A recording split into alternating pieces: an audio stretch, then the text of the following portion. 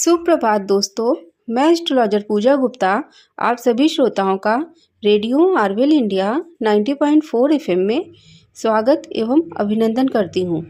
अपने दिव्य ज्योतिष कार्यक्रम में मैं आपको आज का पंचांग, आज का राहु काल और अति विशिष्ट अभिजीत मुहूर्त के बारे में बताऊंगी और कार्यक्रम के अंत में एक सफलता का मंत्र भी बताऊंगी। आइए जानते हैं आज का पंचांग। आज 8 दिसंबर 2025 दिन सोमवार है। श्री विक्रम संवत 2082, श्री शक संवत 1947, सूर्य याम्यायन यामगोल, हेमंत ऋतु, पौष मास, कृष्ण पक्ष की आज चतुर्थी तिथि है जो रात्रि 8:32 तक रहेगी। तत्पश्चात पंचमी तिथि का आगमन हो जाएगा। पुनर्वसु नक्षत्र प्रातः काल 7:17 तक रहेगा। तत्पश्चात पुष्य नक्षत्र का प्रवेश हो जाएगा।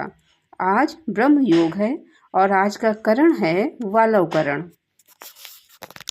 चंद्रमा आज कर्क राशि में गोचर कर रहे हैं जो पहले बुध के नक्षत्र में होंगे और उसके पश्चात प्रातः काल 7:17 के पश्चात शनि के नक्षत्र में प्रवेश कर जाएंगे और पूरे दिन शनि के नक्षत्र में ही गोचर करेंगे।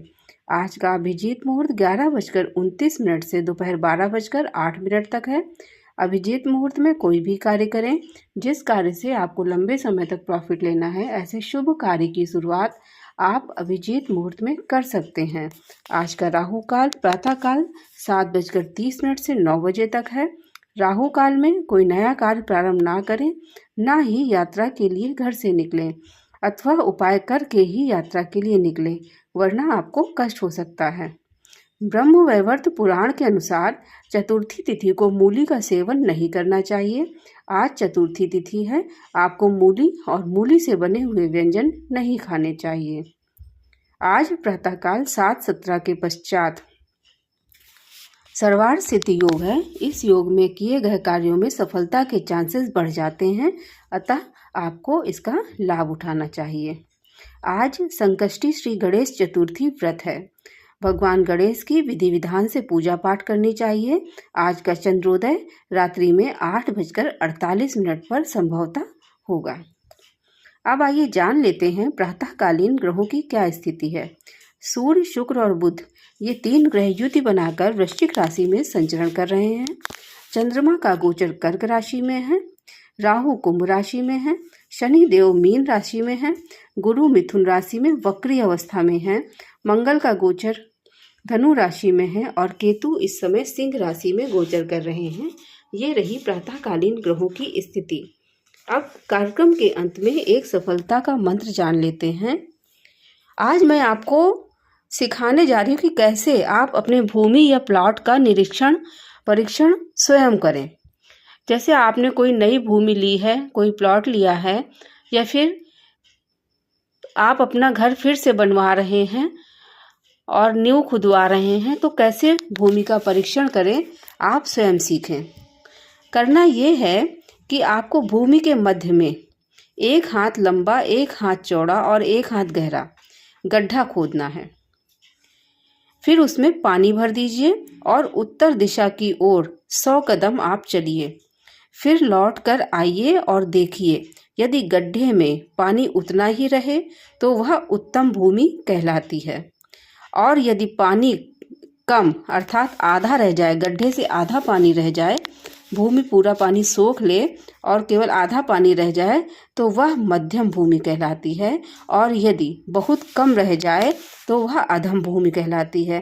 अर्थात पानी की बहुत सी मात्रा भूमि सोख ले और जरा सा ही पानी रह जाए तो यह भूमि अधम भूमि कहलाती है। अधम भूमि में निवास करने से स्वास्थ्य और सुख की हानि होती है।